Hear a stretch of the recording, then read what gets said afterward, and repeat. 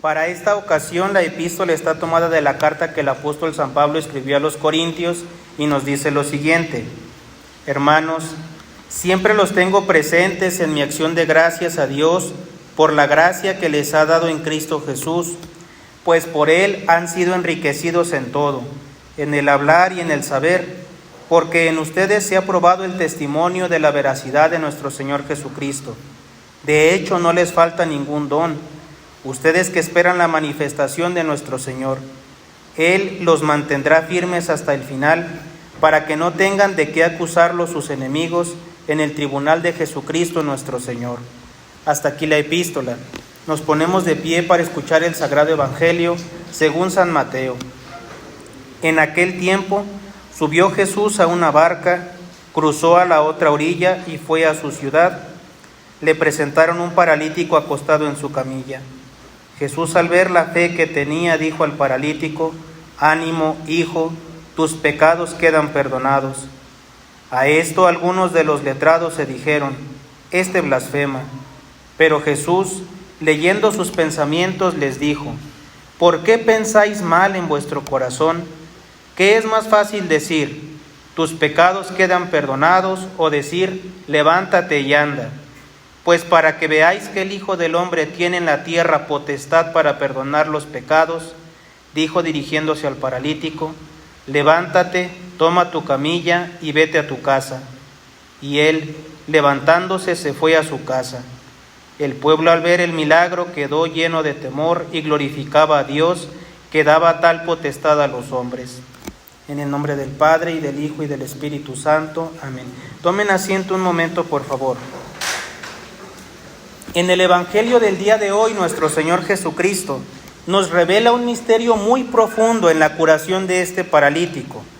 Y es que antes de devolver al paralítico el movimiento de su cuerpo, le devolvió la vida del alma, perdonándole sus pecados. Nuestro Señor bien pudo haberle dado solamente la salud del cuerpo, pero no. Nuestro Señor le quiso perdonar sus pecados porque era lo más importante, porque vale más el alma que el cuerpo, y nuestro Señor lo demuestra. Y para que los fariseos vieran el poder de nuestro Señor, lo manifestó con un signo externo, curándole también el cuerpo. ¿Qué imagen tan poderosa nos presenta el Evangelio del día de hoy? ¿Qué es más fácil, sanar el cuerpo o sanar el alma, sacudida por el pecado, el error y la ignorancia? Cristo nos demuestra que lo que verdaderamente debemos temer, que lo que verdaderamente debemos huir, es la parálisis del espíritu. Cristo nos muestra que la verdadera parálisis del espíritu es aquella que nos detiene para obrar el bien, y solamente la verdad que Él nos predica nos puede liberar. Hoy, al igual que a lo largo de la historia, como en tiempos del protestantismo, de San Pío X, San Pedro Canicio, San Atanasio, el alma de muchas personas en la tierra está paralizada por la ignorancia y el error. No es que ellos sean malos porque quieren ser malos, es que no saben cómo ser buenos. El modernismo, el relativismo y todas las ideologías tienen a las almas paralíticas, y por eso nuestras sociedades están tan mal. La ignorancia es como un veneno que poco a poco va debilitando la vida de la fe, tanto en las personas como en las sociedades, y va dejando al hombre vulnerable para que la herejía y el engaño se metan en su alma como una enfermedad. Es por eso que hoy los queremos exhortar con la vehemencia que exige el Evangelio, para que huyan de la ignorancia y también combatan el error en las demás almas, para defender la fe con nuestras fuerzas. Porque muchas veces pensamos: yo sí creo en el Evangelio, yo sí estoy en la verdad, que bueno, me voy a salvar. ¿Y los demás? ¿Y tu familia? ¿Y tus vecinos? ¿Y toda la demás sociedad que está en el error? ¿Qué haces porque ellos salgan del error? Es un deber defender y predicar la fe cuando por todos lados se extiende el error. Nos enseña claramente su Santidad León XIII. Así pues, hay que considerar qué es la ignorancia y los daños que causa. ¿Qué le puede causar más daño al alma que la ignorancia de las verdades divinas? La ignorancia, queridos fieles, es la ceguera del alma. que abre de puerta en par a la herejía nuestra alma, porque no conocemos la verdad. Y entonces viene cualquiera con un argumento falaz y nos engaña y le creemos. Viene cualquier ateo con un poquito de razones y como somos ignorantes nos convencen. Vienen los herejes y nos engañan por ignorantes. ¿Y qué es la herejía sino un veneno que se disfraza de verdad para corromper a las almas? ¿Ustedes creen que los enemigos van a venir con sus errores de manera grosera a engañarnos? No. Los errores más peligrosos y los que el día de hoy se propagan con mayor intensidad son los que se disfrazan de verdad. Y nuestro Señor nos dijo claramente, en el fin del mundo, en los últimos tiempos, si los elegidos se salvan, va a ser por la misericordia de Dios, porque van a ser tan terribles los errores que aún los mismos santos los van a creer. Es decir, un San Francisco de Asís, un Santo Domingo de Guzmán podría ser engañado, de tan terribles que van a ser los errores. Por eso nos advirtió San Pablo en la epístola a los Gálatas: si a alguien les predica un evangelio diferente al que han recibido, es más, si viene un ángel y les enseña algo diferente a lo que yo les prediqué, sea anatema. ¿Qué significa anatema en español? Sea maldito. Todo aquel que les predica algo diferente a la tradición y al evangelio es maldito por Dios y por los hombres. Y dice Santo Tomás, merece que lo expulsemos de la iglesia y de esta tierra. Porque si los que falsifican medicina o dinero merecen que se les castigue ejemplarmente, mucho más los que falsean la verdad. Eso dice Santo Tomás, un hombre pacífico. El que siembra la confusión y lleva las almas al abismo es anatema, maldito. Así lo dice el Espíritu Santo por San Pablo, no lo digo yo. Pero es que hay algo aún más grave, porque quien pierde la fe, pierde todo, porque fuera de la iglesia no hay salvación. Una vez que perdemos la fe, ya no rezamos. ¿Qué nos puede sacar de la pérdida de la fe? Un milagro nada más. Una vez que perdemos la fe, lo perdemos todo. Por eso nos dice Santo Tomás de Aquino, nos advierte, cuida mucho tu fe, porque quien no tiene la fe no pertenece al cuerpo de Cristo. Y si no perteneces al cuerpo de Cristo, no puedes alcanzar la salvación. Esta verdad la confirmó el Espíritu Santo en el Concilio de Florencia, cuando definió solemnemente: la Santa Iglesia Romana, por disposición del Señor, cree firmemente, profesa y predica que ninguno de los que están fuera de la Iglesia Católica, no solamente paganos, sino también los judíos, los herejes y cismáticos, puede participar de la vida eterna. Fuera de la Iglesia Católica no hay salvación. Si conservamos la fe en su pureza, si no conservamos la fe en su pureza, quedamos fuera del cuerpo de la iglesia, fuera del cuerpo místico, y fuera de la iglesia no hay salvación. Hay que cuidar nuestra fe.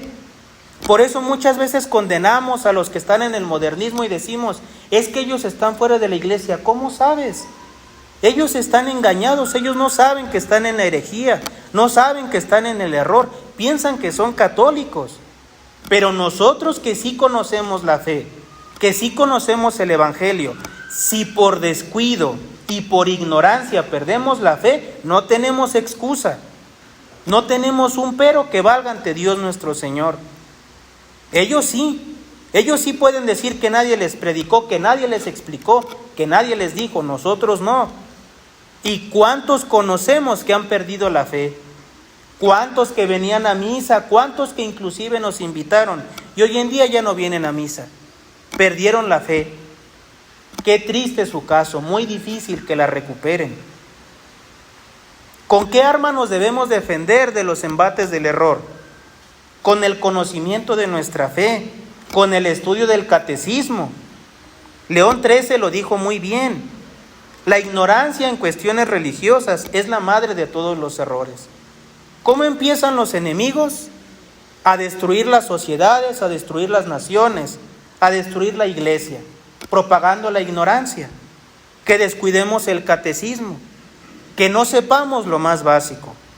Es más, si ahorita cada uno de nosotros bajara a Dios, no el sacerdote, Dios, y nos preguntara el credo, ¿se lo sabríamos decir? Al menos el credo de los apóstoles. ¿Lo podríamos decir? Sabemos de todo podemos hablar, de todo opinamos, de todo tenemos algo que decir, menos de la fe. No conocemos nuestra fe, no conocemos el catecismo. Y aquí es donde está lo terrible, padres de familia. ¿Cómo van a poder guiar ustedes a sus hijos por el buen camino si no conocen su fe? ¿Cómo van a poder los jóvenes resistir las tentaciones del mundo si no conocen las enseñanzas de Cristo, de la Iglesia, de los santos, que nos enseñan a evitar el pecado? Si hacemos un sincero examen de conciencia, vamos a ver que la causa de nuestros pecados, tentaciones y tibiezas es por ignorancia. Dice el Espíritu Santo, no hay nada nuevo bajo el sol. Las tentaciones que tenemos las han tenido los santos y las han vencido. Y ahí están sus libros enseñándonos cómo combatirlas, pero no los leemos, no nos importa.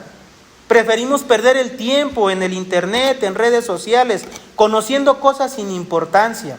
Y lo realmente importante en nuestra alma, no lo conocemos. Ignoramos lo que deberíamos de saber. Cada día que pasamos sin formarnos en nuestra fe, es un día que el enemigo gana más terreno en nuestros corazones. Gana más el enemigo con cada cosa que ignoramos que con una herejía que prediquen allá afuera. Porque nosotros somos los que en teoría conservamos la fe intacta. Pero en realidad no es así. Somos muy ignorantes. No conocemos la historia de la iglesia, no conocemos el catecismo, la vida de los santos. Pero pregúntenos de cosas sin importancia y damos hasta el mínimo detalle. Bien decía San Pío X, una fe mal instruida es una fe débil y por lo tanto vulnerable a los errores. ¿Por qué exhortaba San Pío X a esto? Porque gracias a la ignorancia el modernismo entró en la iglesia. Los teólogos que tenían que resistir no lo hicieron, no por malos ni por tibios, por ignorantes, porque no supieron conocer los errores. ¿Cómo podemos ser soldados de Cristo? ¿Cómo podemos combatir las herejías de nuestro tiempo si nuestras armas están oxidadas y somos ignorantes? No nos engañemos. Es necesario empaparnos de la verdad que nos ofrece el catecismo y el evangelio. Es necesario estudiar como si nuestra alma dependiera de ello, porque de ello depende. ¿Quién de nosotros ha leído el evangelio? ¿Quién sabe cuántos evangelios hay? ¿Quién sabe cuántas cartas escribió San Pablo? ¿Qué sabemos si hay evangelios apócrifos? Ni siquiera sabemos qué es eso. Y luego vienen y nos dicen, encontraron el evangelio de María Magdalena, que dice esto y esto de la iglesia, y nos engañan. Y creemos que tienen razón por ignorantes, porque no conocemos nuestra fe. Por eso, decía San Agustín, en una disputa que tuvo con San Juan Crisóstomo, con San Jerónimo, porque San Jerónimo tradujo los salmos directamente del hebreo, y la traducción que usaba la iglesia no estaba tan bien hecha, y querían que se cambiara la traducción para tenerla mejor, y San Agustín le dijo no, porque todos los fieles ya se saben los salmos con la otra traducción, y entonces no van a saberse los nuevos, no los van a poder cantar. ¿Qué es lo que decía San Agustín? Que sus fieles campesinos, sin estudios, se sabían los 150 salmos de memoria y los cantaban entre semana y los recitaban. 150 salmos. Quizás ni siquiera sabíamos que eran 150. Ni siquiera sabíamos que existía ese libro. Y los fieles del siglo III se lo sabían de memoria. No conocemos nuestra fe, por eso hay tantas herejías, por la ignorancia. No avanza porque los malos escriban libros y sepan mucho, no. Porque los buenos no sabemos defender la fe o nos quedamos callados. Es necesario defender la fe. Pero hay algo más que tenemos que hacer, no basta conocer la fe. Eso es lo mínimo que tenemos que hacer y que ni siquiera hacemos. Hay algo más que todos estamos obligados a hacer y no debemos olvidarlo. Tenemos que cultivar las vocaciones sacerdotales. Necesitamos sacerdotes bien formados, santos y valientes, que defiendan la verdad desde el púlpito, desde el confesionario, porque por eso entró el modernismo a la iglesia. Cuando nos preguntamos cómo es posible que de la noche a la mañana las cosas cambiaron, no cambiaron de la noche a la mañana. Detrás de cada obispo modernista que fue consagrado, hubo un obispo ignorante o negligente que no supo avisar que había ahí un lobo. Hubo malos sacerdotes ignorantes que no predicaron el evangelio. Por eso nosotros tenemos que apoyar las vocaciones sacerdotales. Es responsabilidad de todos. Porque un sacerdote bien formado, como Dios manda, es una defensa contra el error. Es un pastor que va a guiar las almas hacia la salvación, que va a avisar de los peligros del lobo. Pero un sacerdote ignorante es un peligro para las almas. Dios nos libre de sacerdotes malos e ignorantes. Son los que más daño le hacen a la iglesia, porque no avisan cuando viene el lobo, porque no llevan las almas al cielo. Es responsabilidad de todas las vocaciones sacerdotales. Todos tenemos que cooperar de la manera que podamos, con oraciones, con limosnas, como sea. Tenemos que hacer que haya sacerdotes santos. Cuando el protestantismo robó casi toda Europa, la Iglesia Católica, se reunió el Sagrado Concilio de Trento. ¿Y qué hicieron? Crearon seminarios, porque dijeron: necesitamos sacerdotes santos. Y toda la cristiandad se puso a trabajar. No existían los seminarios, se construyeron, se levantaron, se pagaron maestros para que hubiera sacerdotes santos. Y en 100 años se recuperó todo lo que se había perdido y más. Porque de esos seminarios vinieron los sacerdotes que predicaron en México.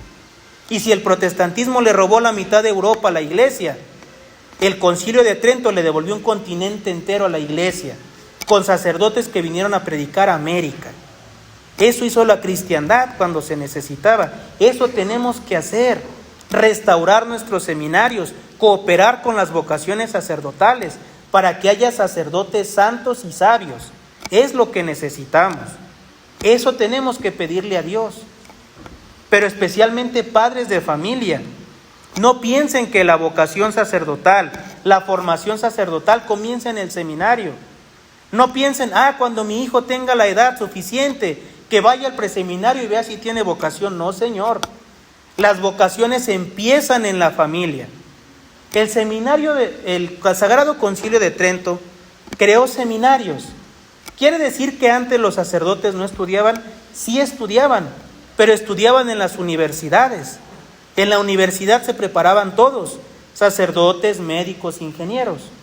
Los seminarios se crearon para los niños, para que desde pequeños esos niños amaran a Dios y se instruyeran en la ciencia sagrada. A los 12 años los padres de familia mandaban sus hijos a los seminarios. Eso es un seminario donde se educan a los niños, donde se prepara ya uno para la carrera sacerdotal. Es una universidad, pero el seminario empieza en la niñez. Y no solamente ahí, empieza en la familia, empieza en sus hogares, donde la semilla de la vocación tiene que ser cultivada. Bien dijo San Pío X, la familia es el primer seminario, y es en el seno del hogar, en sus casas, donde sus hijos tienen que ser educados en el amor de Dios y en la verdad de la fe. Sus hijos tienen que ser bien instruidos por ustedes, padres de familia. Ustedes son los responsables de instruir a sus hijos. Los padrinos de bautizo, los padrinos de confirmación también tienen ese grave deber de conciencia ante Dios nuestro Señor, de instruir a los niños. Nunca olvidemos aquello que se ha dicho siempre: católico ignorante, seguro protestante. ¿Por qué hay tantos protestantes? Porque hay muchos ignorantes, esa es la verdad. Y la medida de la ignorancia de una ciudad es la cantidad de sectas protestantes que hay ahí. ¿Cuántas sectas protestantes hay en nuestra ciudad en comparación de iglesias católicas con fieles? ¿De qué nos sirven las iglesias tan bonitas vacías? De nada. De un castigo ante Dios nuestro Señor por la fe, por la doctrina que hemos perdido. Tenemos que instruirnos, y ustedes, padres de familia, si no educan a sus hijos, no podemos esperar que crezcan vocaciones sacerdotales fuertes. No bastan 10, 15 años de seminario para educar un sacerdote, no bastan, porque es mucha la responsabilidad. Tenemos que empezar desde el día 1, que sus hijos están en el hogar. No quiere decir que los van a obligar a rezar desde pequeños y que les van a enseñar el catecismo desde los 3 años, no. Solamente vivan como cristianos, recen todos los días, bendigan los alimentos, hablen de Dios, hablen de la historia sagrada de las vidas de los santos, enséñenles a estimar la iglesia, enséñenles a estimar la fe, enséñenles a renunciar al mundo por el amor de Dios. ¿Cuántas vocaciones se han perdido por amor al mundo? No porque no tuvieran talento, no porque fueran malos, no porque fueran ignorantes, no. Porque en su casa les enseñaron a amar el mundo, no les enseñaron a amar la iglesia y se perdieron las vocaciones. Padres de familia, ustedes son los primeros responsables de la vocación de sus hijos. Y cuando lleguen ante el tribunal de Dios, Dios les dirá: te di 2, 3, 4, 5 vocaciones sacerdotales. ¿Dónde están los sacerdotes que me tendrías que traer? ¿Qué le vamos a decir? Señor, no quisieron. ¿Y por qué no quisieron? Porque no les enseñaste a amar la iglesia. No los instruiste en la fe. No tenemos excusa. Somos los primeros responsables, padres de familia. Son los primeros responsables. Enséñenles a sus hijos a amar el sacrificio, la oración, el servicio a los demás. Enséñenles a amar la iglesia antes que el mundo, para que cuando Dios llame a uno de sus hijos, cuando Dios les concede el honor de darles una vocación sacerdotal, lo entreguen con gusto, con generosidad. Porque muchas veces por eso las vocaciones no germinan. No quieren renunciar a sus hijos, no los quieren dar a la iglesia. ¿Cuántos padres llegan a cometer el crimen de decir, antes cualquier cosa menos que sacerdote? ¡Qué responsabilidad ante Dios! ¡Qué responsabilidad! Porque lo que necesitamos es sacerdotes. Dios nos los manda y nosotros los impedimos. Hay que dar a nuestros hijos con generosidad. Necesitamos sacerdotes santos. Eso es lo que falta. No nos andemos quejando con Dios. Dios mío, ¿por qué permites que el comunismo triunfe? Dios mío, ¿por qué permites que la masonería, que el modernismo, que los errores triunfen? Dios no lo permite. Dios manda vocaciones sacerdotales. Dios nos instruye, nos da sacramentos. Somos nosotros los que los permitimos, truncando las vocaciones sacerdotales, sumiendo a los jóvenes en la ignorancia. Somos nosotros los culpables. Que nadie se atreva a decir, Dios mío, ¿por qué lo permites? Porque Él no lo permite. Somos nosotros.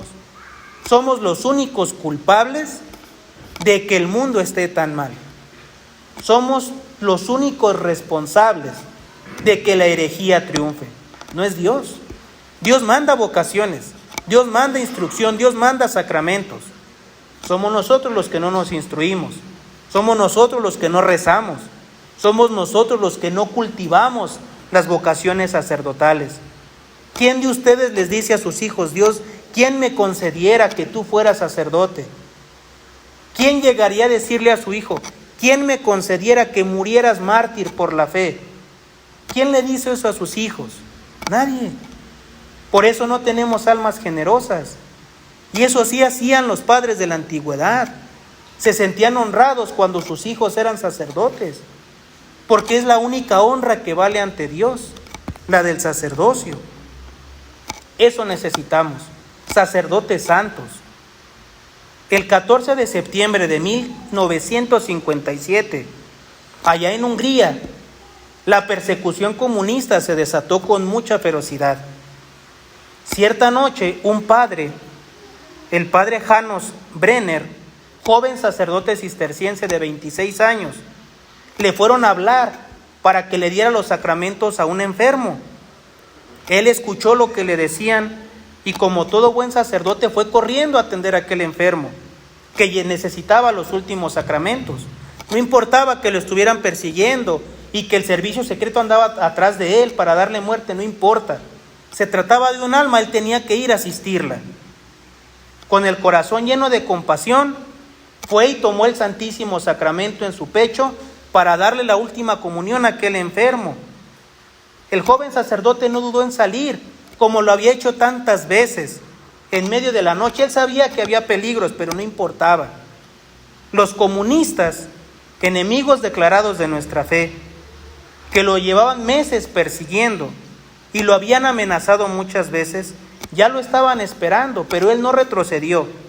Su amor por las almas y el Santísimo Sacramento era más fuerte que cualquier temor. Lo emboscaron rápidamente, ya lo estaban esperando. Y mientras él caminaba hacia lo que él creía que era el lecho de un enfermo, muchos hombres armados salieron de entre los árboles, lo rodearon y antes de que pudiera darse cuenta o defenderse, lo atacaron brutalmente. Lo apuñalaron 32 veces, lo golpearon. Y aunque hacía mucho frío y lo estaban golpeando, su corazón permanecía inquebrantable, con el Santísimo Sacramento abrazado a su corazón. No lo soltó jamás. Sabía que iba a morir, pero sus manos no soltaban su tesoro más grande, el Santísimo Sacramento. Y mientras más lo golpeaban, más se aferraba al Santísimo Sacramento, ese cuerpo de Cristo que lo sostuvo desde niño. Ni la violencia ni el odio de sus enemigos lograron arrancarle el cuerpo de nuestro Señor. En ese momento, para él, como para todo católico y sacerdote, no había mayor honor que entregar su vida por aquel que murió primero por nosotros. Al día siguiente, los fieles encontraron su cuerpo. ¿Cómo lo encontraron? Ensangrentado, entumecido por los golpes, pero con las manos firmes, con el Santísimo Sacramento en el pecho. Nunca lo soltó. Y aunque su rostro tenía señales visibles del dolor tan grande en el que murió, su espíritu había vencido. El sacrificio del Padre no fue en vano. Fue un acto de fidelidad que llenó a los húngaros de valor para resistir al comunismo. Aquellos fieles resistieron y lograron recuperar su patria, porque conocían su fe, porque sabían lo que tenían. Queridos fieles, eso es lo que necesitamos. Esos sacerdotes son los que nos hacen falta. Debemos huir de la ignorancia, que es madre de la herejía. Debemos luchar con el arma de la verdad, con el catecismo en la mano y la oración en los labios. No hay excusa. El tiempo es hoy. Ahí están los errores. La fe se defiende con conocimiento, con estudio y con oración, con penitencia. Bien lo dijo San Pío X cuando escribió su encíclica contra el modernismo y le dijo a todos los fieles sacerdotes que lo apoyaban en esa lucha: manténgase firmes, no cedan ni un centímetro ante el enemigo.